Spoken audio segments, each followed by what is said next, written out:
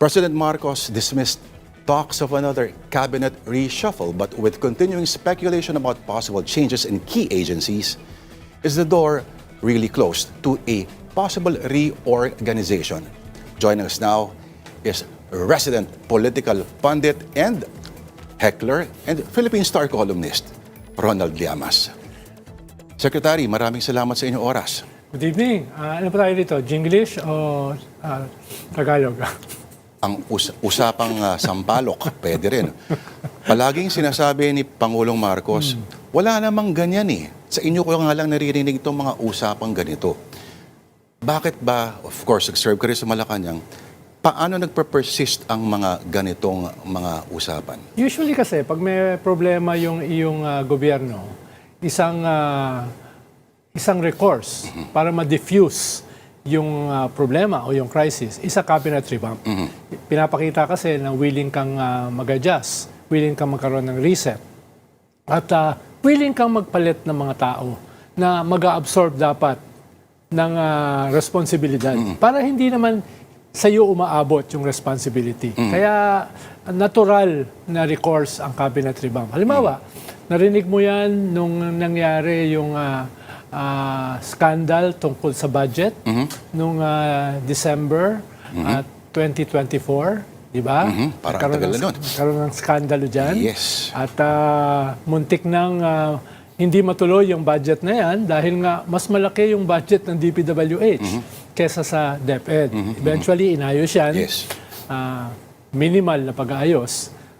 Pero nag-persist yung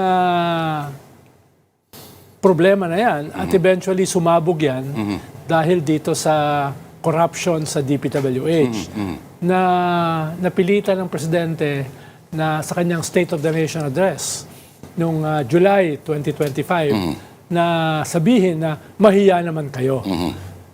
Kaya doon mo unang narinig yan, yung revamp. Pero hindi naman siya nangyari. Sabi ko nga noon, until it happens, it didn't happen. So, madadagdagan na naman yung acting ng mga sekretarya dito. Ngayon ako nakakita ng ganyang karaming acting. Parang theater troupe ng Malacanang, Mr. Llamas, sir. Pero after nung disastrous midterm election, ay one of the few times ng isang incumbent government ay natalo sa midterm election, ay nagkaroon na naman ng balita na revamp. Mismo sa gobyerno na nanggaling. Pero again, hindi na naman siya natuloy. At after nung SONA, itong unprecedented corruption scandal, lumabas na naman yung balita na magkakaroon ng cabinet revamp. Ang nangyayari, parang patsi-patsi. May isang matatanggal or magpapatuloy na magtanggal ng paisa-isa. Pero yung ibig sabihin kasi ng revamp, malawakan eh. Di ba? Na pagtanggal ng mga cabinet secretaries. No? Panahon ni Cory noon, may talagang halos buo parang ilan nga ba tinira noon. Pero yes, nung nangyari yung maraming coup d'etat. Oh, yes. Nung after ng 87, parang naging response niya ay yung kanyang version of a reset, isang cabinet revamp. Yes. Talagang karamihan ng cabinet napalitan. No? Yun ang ibig sabihin ng revamp. Totoong revamp. Yes, dahil dapat kasi yung cabinet mo, yun yung magte-take ng cudgel para sa presidente. Kung may problema, sila yung willing na paltan or sisihin. Ang observation noon, nung under the previous executive secretary who's supposed to be the little president, parang since urado nga, so iba yung galawan, iba yung kilos. A lot of people expected that with the new executive secretary, ay at least magkakaroon ng napakaraming problema, napakaraming moving parts, at yung ES dapat ang mag-handle ng mga ganito. Si Recto ba ay doing a good job sa tingin ninyo? Well, siguro kumpara kay Bersamin, na parang hindi bagay doon sa posisyon ng Executive Secretary dahil dati siyang Chief Justice. Ang Executive Secretary kasi linchpin yan ng gobyerno. Yan yung may oversight sa lahat ng mga malalaking departamento ng gobyerno at siya yung first and last line of defense of the President. Siya rin ang crisis manager. Parang hindi tailor-fitted para kay Bersamin. Kaya kumpara kay Bersamin ay baka mas bagay si Recto. Pero wala pa siyang 1 taon eh. No? Kaya baka hindi pa sapat para hatulan kung ano yung kanyang performance. Pero going back dito sa pinag-uusapan nating cabinet revamp, ay Sorry, ang iano ko pala, gaano kalaki ang role ng ES dito sa mga ganito pag may mga butas-butas pagdating sa mga kabinete? actually siya yung dapat nagre-recommend kung sino papalitan. Dahil siya in charge no, for the president. Yung presidente ay nagre-report ka, mga major direction sa kanyang magagaling, legislation, etc. Pero yung management ay dapat yung executive secretary. No? Kaya, pero nung nagkaroon ng skandalo dito sa flood control, ang lalo na nung nag-testify si Saldico doon sa isang Blue Ribbon hearing last September, at nadamay yung executive secretary, tanggal siya kaagad. Tanggal si Bersamin at saka tanggal si budget secretary Pangandaman. Actually, ngayon lang ako nakakita na yung dalawang pinaka-importanting cabinet secretary ay halos sabay na natanggal. Ngayon lang ako nakakita na yung speaker ng Congress at yung Senate President halos sabay na natanggal. No? So maraming bago akong mga hindi nakita before. Kaya nitong January, may lumabas na naman na balita na magkakaroon ng cabinet revamp. Ang tawag nga nila, the unlucky 9, mga siyam daw. Wow. Pero hindi natuloy, pero meron namang 3 na napalitan. Dahan-dahan. Secretary ng Tourism, yung Secretary ng Environment, no? Labor. Secretary ng Labor na matagal nang absent, no? So hindi siya revamp. Parang revamp by increments o protracted pa isa-isa.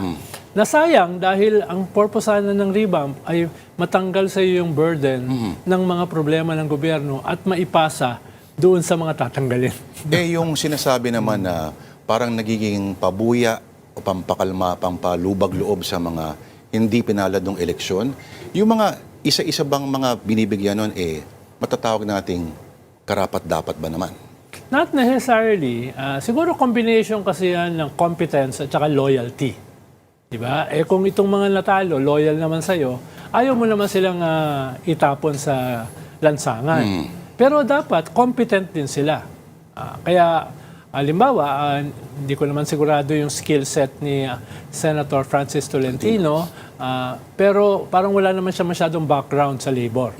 Diba? Pero tingnan natin, baka malay mo, mag-deliver siya ng maganda dito sa kanyang bagong posisyon. No? So, yes, yung mga natalo mong mga loyalists, kailangan mo rin bigyan ng posisyon. Pero sana ay very competent din sila doon sa posisyon na paglalagyan sa kanila. Ano ang effect sa performance ng isang cabinet member kung acting capacity pa rin siya? Of course, sasabihin nila na, serve. Walang kaibahan yan. Pero may psychological effect ba yan na may sort of Damocles of temporariness pa rin? Siguro hindi lang psychological. Mismo sa departamento, malaki yung impact. Dahil kailan ba ito mapapalitan? Kailan ba ito, tatagal ba ito? Siyempre, yung mga department, medyo strategic yung dapat perspective dyan. Dahil, halimbawa, Secretary of Labor, siyempre, karamihan sa iyong mga mamamayan ay mga manggagawa o mga empleyado. So, anong gagawin mo kung ikaw ay acting lang? Wala kang mga long term, puro ka lang tupad, puro ka lang ayuda. Siyempre, ang habol mo ay magkaroon din ng maayos na serbisyo dito sa mga manggagawa mo. So, medyo bitin. Kung ikaw ay acting, halimbawa sa dito sa, ano ba yung mga acting natin? Dito sa justice? Siyam yun, ang dami nun. Sa justice ba, acting yan? Lalo na ngayon, napaka-crucial ng justice dahil nga sa mga kaso ng corruption. Oo. Diba? So, medyo bitin ang hirap Kahit mismo dun sa mga nakaupo dyan, hindi mo alam kung tatagal ka o hindi. May pagka-tentative pa rin lahat, kumbaga. Pero ang pinakamahalaga, yung paggawa ng mga plano para sa departamento.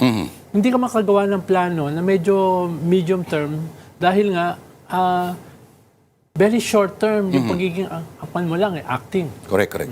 Okay, so may Pero ang manifestation din yan, parang kung marami yung acting, parang medyo weak yung political center. Parang weak yung presidente. Bakit hindi mo, ba't acting? Ba't hindi mo, For the record, ito yung mga acting natin, ano?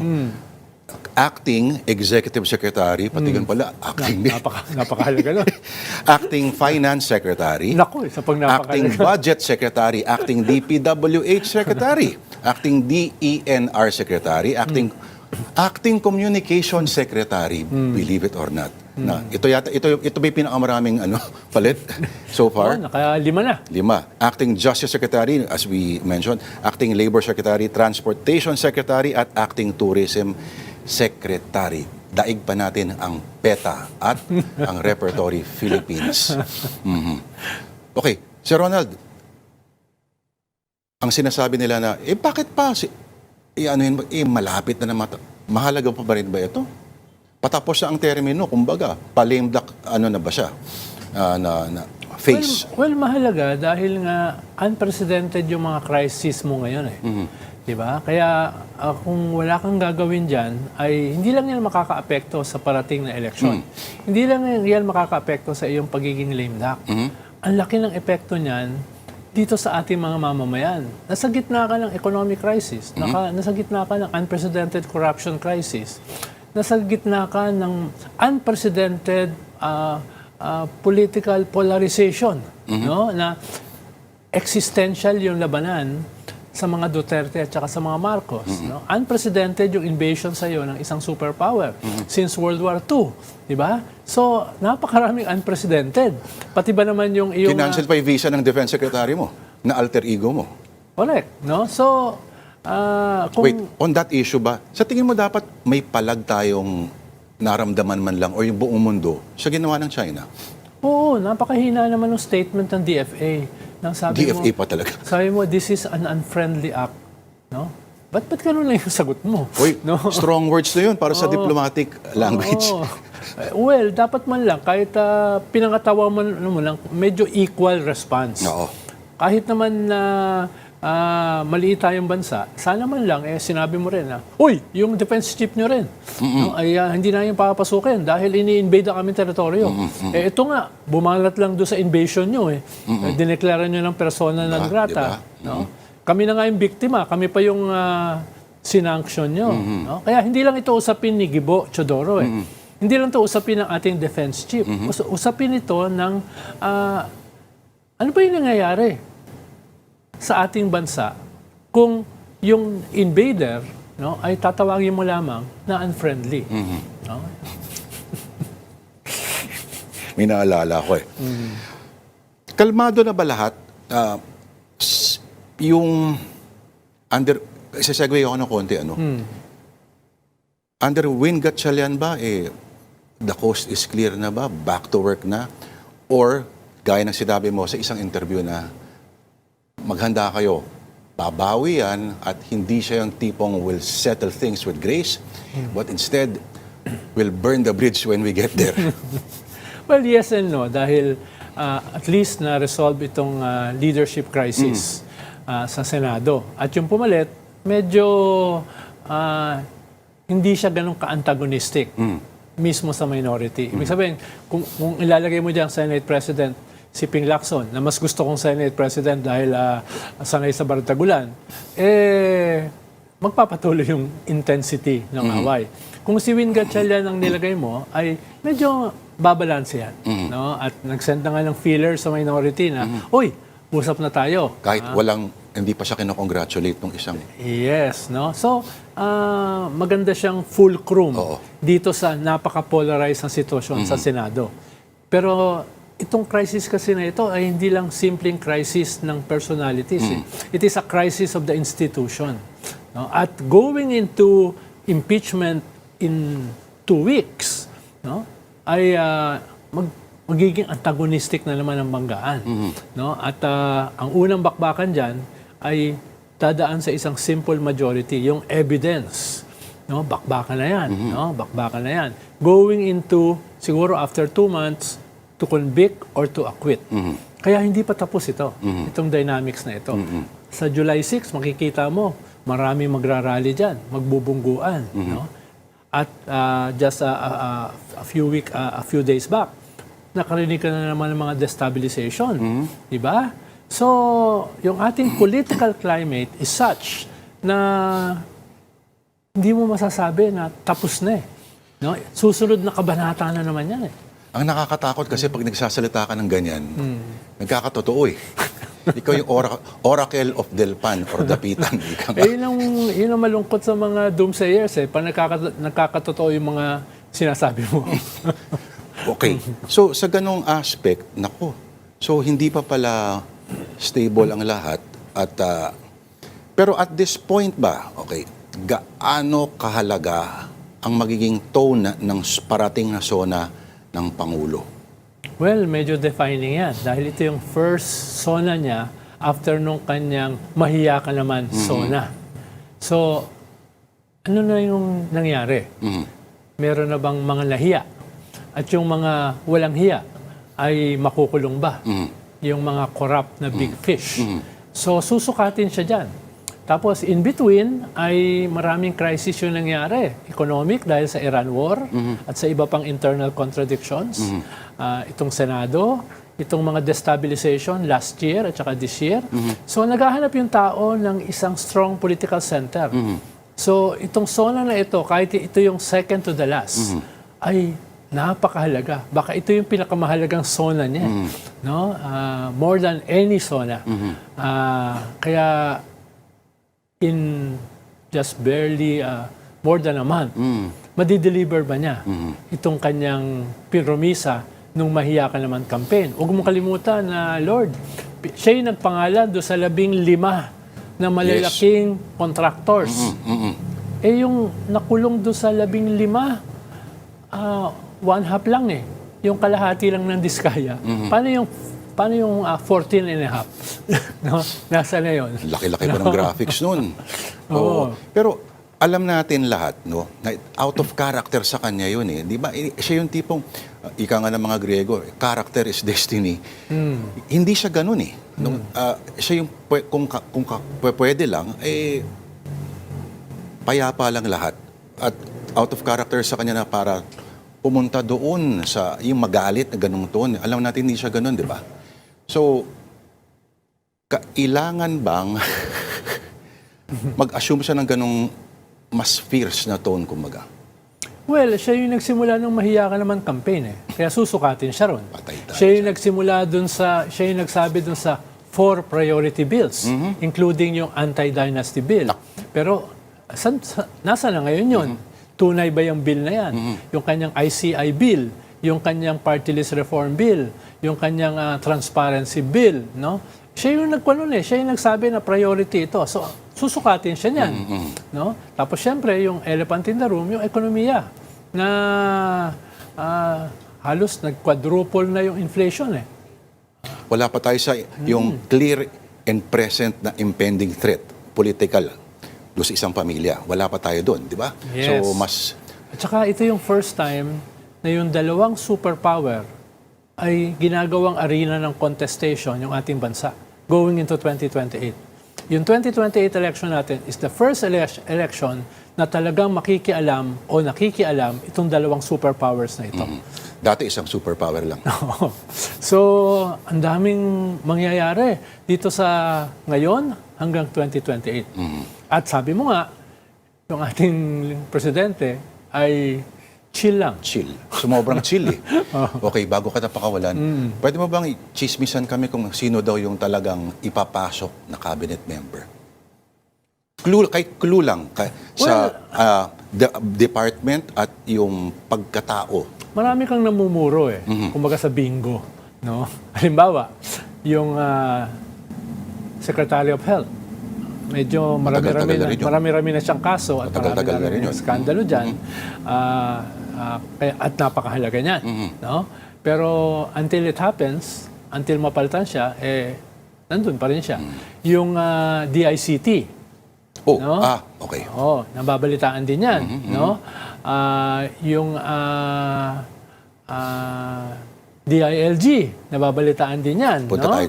Si gaano ka lakas yung porsyento na mababalik si Abalos? Si Benhur Abalos? Tingin ko malaki yung porsyento na mababalik siya. Ang tanong ay kung saan. Ang bakante ngayon, parang sabi ng presidente kanina, walang reshuffle. Ibig sabihin, walang matatanggal for now. Eh, ang bakante ay yung political affairs, yung dati kong posisyon. No? 4 years ng bakante May yun. ganun palang posisyon. Parang hindi halata. 4 na taon ng bakante yun. So, posible na doon siya malagay. Kung walang, sabi nga ni Presidente kanina, kung wala naman tatanggalin. Eh, hindi naman mahal yung posisyon na yun, di ba? Oh, napaka-insignificant to. Walang kakwenta-kwenta yung posisyon na yun. yung budget ba nun, eh talaga ang katawag-tawag. Yun yung sa Senate hearing. pinakamaliit ang budget, no? Baka kasi inisip nila, maliit budget, baka hindi mahalaga yan. Hindi, tsaka utusan yun. No? Utusan yun. Eh. Yung papagawa sa'yo ng presidente, no? Yung Ilabas mo lang yan. Sige. yung mga deniability, di ba? Yung mga ganyan, no? Pag may yung mga problema, iharap. negotiations, no? Pero tingin ko ngayon ay very crucial yan dahil merong impeachment na mangyayari, no? Very crucial yan dahil may papalapit na kampanya for 2028 by next year. Practically, election period na. Kahit hindi pa official. No? So, tapos maraming destabilization plots. Maraming mga nais magpabagsak sa gobyerno. So, nagiging importante yung walang kakwenta-kwentang departamento na yan. No? Under ordinary circumstances. Kaya, sabi ko nga dati kay Senator Trillanes, mag-political affairs ka na, yun na naman ginagawa mo talaga. No? Ba't ayaw mo pang kunin, di ba? Kaya Parang hindi ako kailangan magugulat kung bibigay kay Abalos yan. Although, siyempre, galing ka na sa DILG. Mula sa pinaka-importante na department, papunta ka doon sa pinakamaliit. No? Baka... Sige na to. Magpapasahan pa sila. Pero sa mga academics, maganda yan, di ba? Pero theoretical, yung nga lang, pagdating sa... Yung political affairs, 4 kasi yan eh. Una, political intelligence. Para sinasabihan mo yung presidente, ano nangyayari sa paligid niya? To keep his ear on the ground. Ikalawa ay sectoral concerns. Yung mga sektor sa lipunan, ikaw ang kumakausap, kung humihimas, anong problema nyo? Ikatlo, legislative liaison. Ikaw yung liaison sa Kongreso at saka sa Senado. Importante yan, lalo na ngayon. No? At panghuli, ito yung pinakamalaking trabaho, ang tawag dyan, special concerns. Ibig sabihin, kung ano yung gustong ipagawa sa'yo ng presidente. Yan yung 80% ng trabaho na yan. Ang ganda ng euphemism nun, special concerns. Pero tanggalin mo yung special, concerning pa rin. Maraming salamat. Ang resident political pundit, heckler, at best friend ng ilang mga senador. Ano bang ibig sabihin ng resident? Nakatira ka dito? Nakatira ka na dito halos eh. Ronald Llamas, of course. Thank you, Sec. Ronald Llamas. Salamat, Lord. Anytime.